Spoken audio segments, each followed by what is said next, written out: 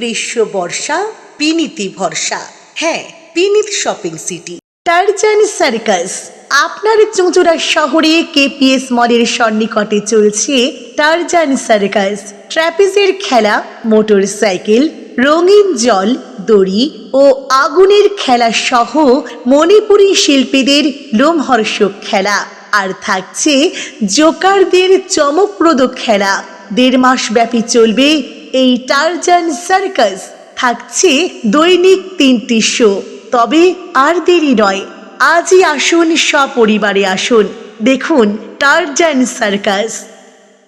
নমস্কার, আপনারা দেখছেন হুগলি আপডেট। আপনাদের সঙ্গে আমি উষা। আসছি খবরে। যৌন নির্যাতনের দায়ে পুলিশের হাতে গ্রেপ্তার হুগলির হিনমোটরের তৃণমূল নেতা দীপঙ্কর অধিকারী। যৌন নির্যাতনের অভিযোগে শ্রীগড়ে তৃণমূল ঘনিষ্ঠ যুবক তৃণমূলের যুবনেতা পরিচয় দিয়ে নাম ভাঙিয়ে হুমকি দেওয়ার অভিযোগ ছিল আগেই। এবার সিভিক পরিচয় দিয়ে নাবালিকাকে যৌন নির্যাতনের অভিযোগে গ্রেপ্তার হলো উত্তরপাড়া তৃণমূল ঘনিষ্ঠ যুবক দীপঙ্কর অধিকারী। পুলিশ ও স্থানীয় সূত্রের খবর, বছর 16 নাবালিকা তার এক বন্ধুর সঙ্গে বন্ধ হিনমোটর কারখানার ভিতরে গিয়েছিল। গতকাল সন্ধ্যায় সেখানে সোনাই ও তার 2 বন্ধু ওই নাবালিকাকে ধর্ষণ করে বলে অভিযোগ। তৃণমূলের বিভিন্ন কর্মসূচিতে ওই যুবককে দেখা যায়। উত্তরপাড়া ও হুগলি জেলার একাধিক শাসক দলের নেতার সঙ্গে যুবকের ছবি থাকায় তা নিয়ে কটাক্ষ করতে ছাড়েনি বিজেপি। বলে এখানে একজন নিখিল আছে, তার ফ্ল্যাটটা আমি দেখি। কে খুঁজছিল? ওই ওদের মেয়েরা, মানে বউরা। দীপঙ্করের বউ। হ্যাঁ, তখন কি 3 জন ছিল। কি বলবেন, এরকম একটা ঘটনা শোনা যাচ্ছে, কি বলবেন?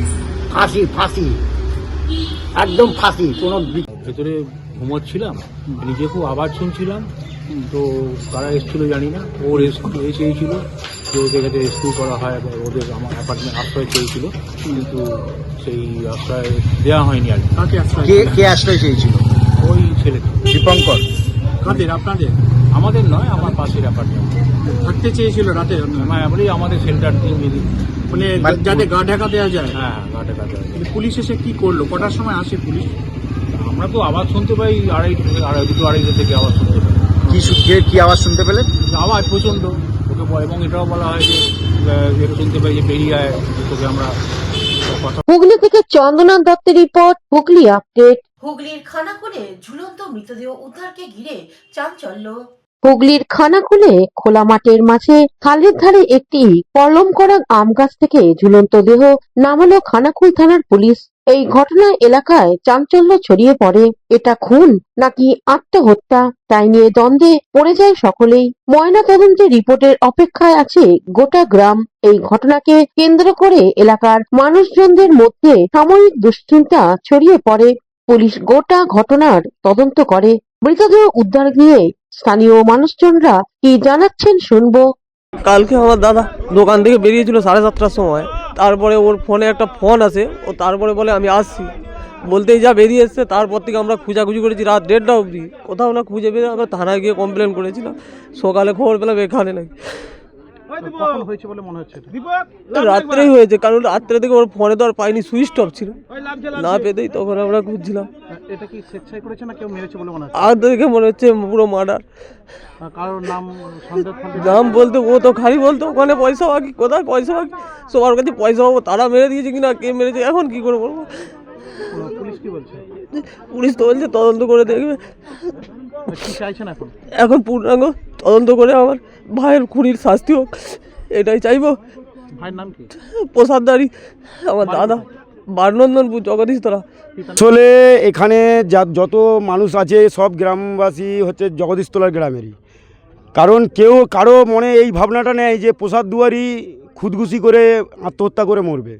কারণ ওনার গায়ে যে আমরা আঁচড় বা মাটিটা দেখেছি, উনি তো গাড়ি নিয়ে এসছেন। যদি গাড়ি নিয়ে পড়ে, বাঁদিকে পড়লে বাঁদিকের লেগ গার্ডে অবশ্যই মাটি লাগতে হবে, না হলে বাঁদিকের হ্যান্ডেলে মাটি লাগতে হবে। আর ডান সাইডে পড়লে ডান সাইডের লেগ গার্ডে মাটি লাগতে হবে, না হলে হ্যান্ডেলে মাটি লাগতে হবে। কিন্তু বিষয় ওনার গাড়িতে কোনো আঁচড় নেই, কিন্তু ওনার গায়ে এমনকি ওনাকে যে ঘষি নিয়ে এসছে, এই জায়গায় আঁঠুর দিকে লক্ষ্য করলে দেখবেন যে আঁঠুটা ঘষে নিয়ে এসেছে। আর যেইভাবে ফান্দাটা বাঁধা ছিল, ওই ফান্দাটা হারগিস। কেউ যদি খুদকুশি করে তো আগে তার গোলায় ফান্দা হবে, তারপরে গাছে হবে।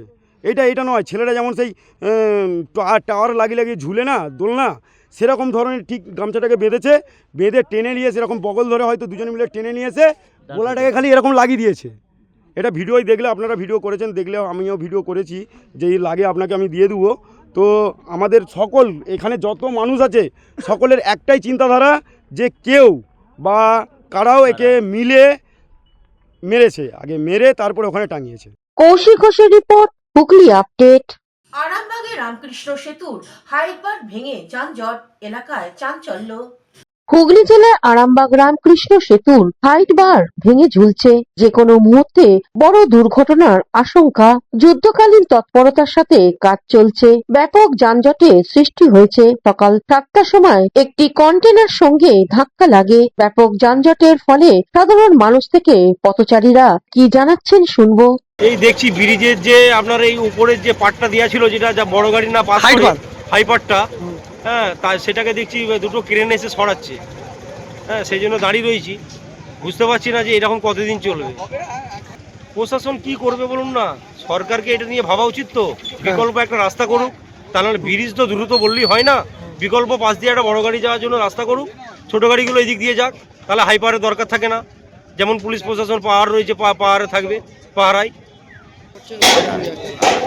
সমস্যার মধ্যে বলতে গেলে তাহলে আলাদা একটা ব্রিজ করুন, ব্রিজ করার পরে আপনারা যেটা ভাববেন সেটাই করুন। হুগলি থেকে আশিস কুমার ঘোষের রিপোর্ট, হুগলি আপডেট। আগামী 18ই জানুয়ারি সিঙ্গুরে টাটার প্রস্তাবিত জমিতে আসছেন প্রধানমন্ত্রী নরেন্দ্র মোদী। আজ সাংবাদিক সম্মেলন করে জানালেন বিজেপির হুগলি জেলা সভাপতি গৌতম চ্যাটার্জি। আমাদের এক নরেন্দ্র যে বাণী, যে তার আদর্শ, তাকে আজকে বাস্তবে রূপ দিতে যাচ্ছেন আমাদের যশস্বী প্রধানমন্ত্রী নরেন্দ্র মোদীজি। আজকে আগামী 12 জানুয়ারি আজকে বিবেকানন্দের শুভ জন্মদিন। সেই জন্মদিবসটাকে আমরা হুগলি সাংগঠনিক জেলার পক্ষ থেকে আমরা পালন করব এবং আমাদের একটা বর্ণাঢ্য শোভাযাত্রা আমাদের বিভিন্ন রাস্তা ঘুরে পিপুলপাতির মোড়ে, যেখানে বিবেকানন্দের মূর্তি আছে, সেখানে আমরা শেষ করব। সেখানে পুষ্পার্ঘ্য নিবেদন করব, মাল্যদান করব। আমরা চাই যে বিবেকানন্দের আদর্শ মানুষের মধ্যে ছড়িয়ে পড়ুক এবং আমরা তার আদর্শ নিয়ে আগামী দিনে যাতে এগোতে পারি, সেদিনের এটাই আমাদের শ্রদ্ধা। এখন নিয়ে নেব বিজ্ঞাপন বিরতি। বিরতির পর ফিরে আসছে খবরে।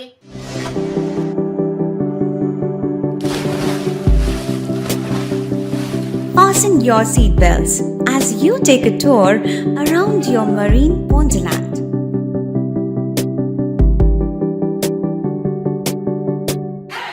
Spend a day at Aqua Marina and enjoy an array of water slides that give you butterflies in your tummy.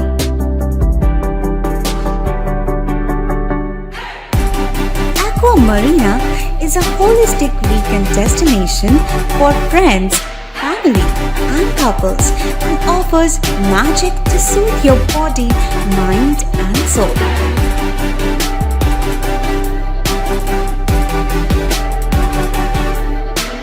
Aqua Marina, your customized magician.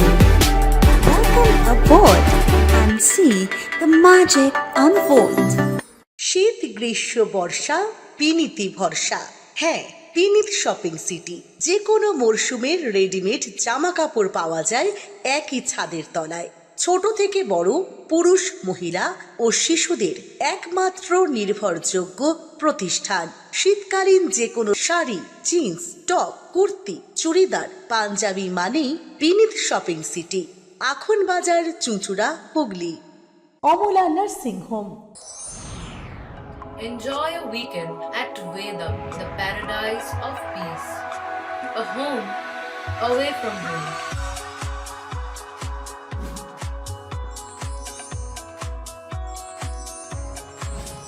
See yourself resonating with the nature. Vedam welcomes you to create your best memories. স্বাস্থ্যই সম্পদ, আর নিজের স্বাস্থ্যকে সুস্বাস্থ্য রাখতে Bharati United sports foundation হুগলির সদর শহর চুঁচুড়া ঘড়ির মোড়ের সন্নিকটে আখন বাজার যুগিপাড়ায় আপনাদের জন্য নিয়ে এলো জিম অ্যান্ড ফিটনেস সেন্টার। আমাদের ব্যবস্থাপনায় রয়েছে personal training, weight training, gain strength, burn fat, build muscle, nutrition solutions, cycling. Admission ফি মাত্র 500 টাকা। জিমের সময় সকাল 6টা থেকে দুপুর 12টা এবং সন্ধে 5টা থেকে রাত্রি 10টা পর্যন্ত। আজই চলে আসুন জিম অ্যান্ড ফিটনেস সেন্টারে। আমাদের ঠিকানা যোগীপাড়া লেন, আখন বাজার, চুঁচুড়া, হুগলি। মোবাইলে যোগাযোগ 7980858461। Gym and fitness centre. বিরতির পর ফিরে এলাম খবরে। হুগলির তেলিনীপাড়ায় নিউ স্টার ক্লাবে গোল্ডেন জুবলি সেলিব্রেশন হয়ে গেল।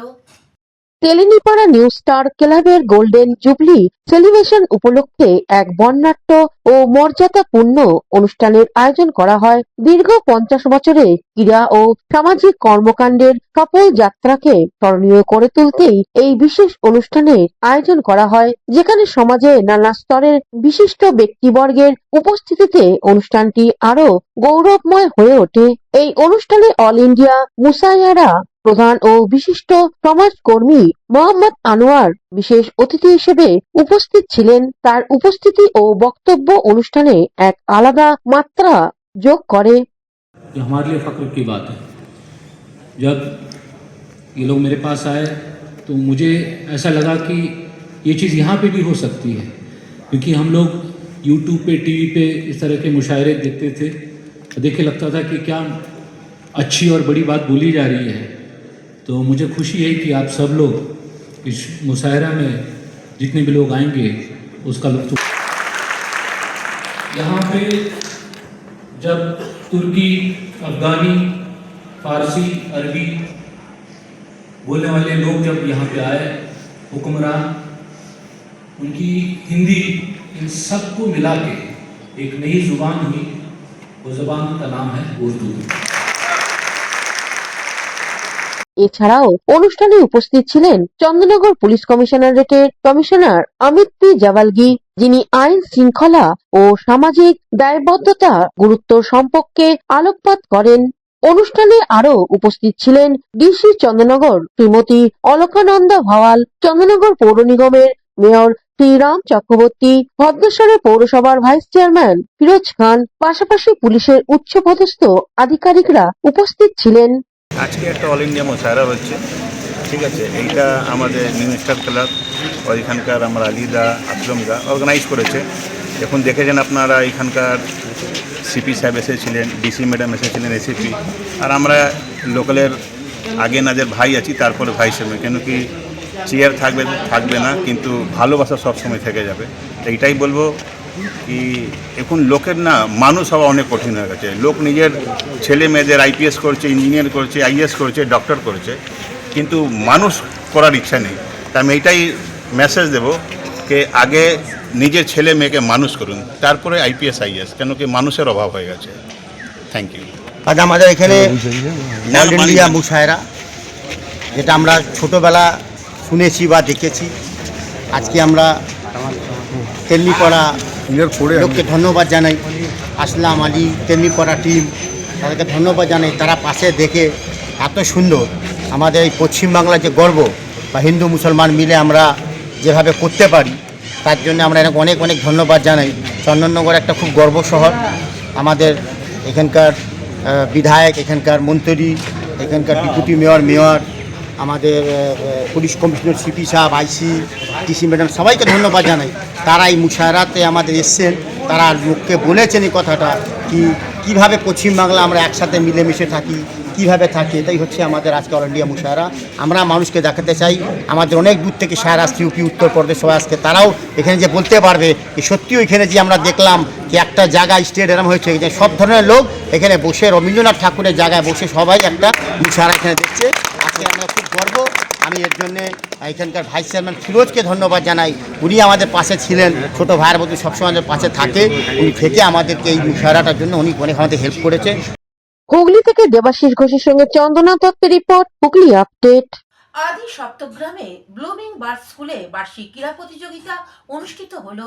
হুগলির আদিসপ্তগ্রামে ব্লুমিং বার্ড স্কুলে বার্ষিক ক্রীড়া প্রতিযোগিতা অনুষ্ঠিত হলো।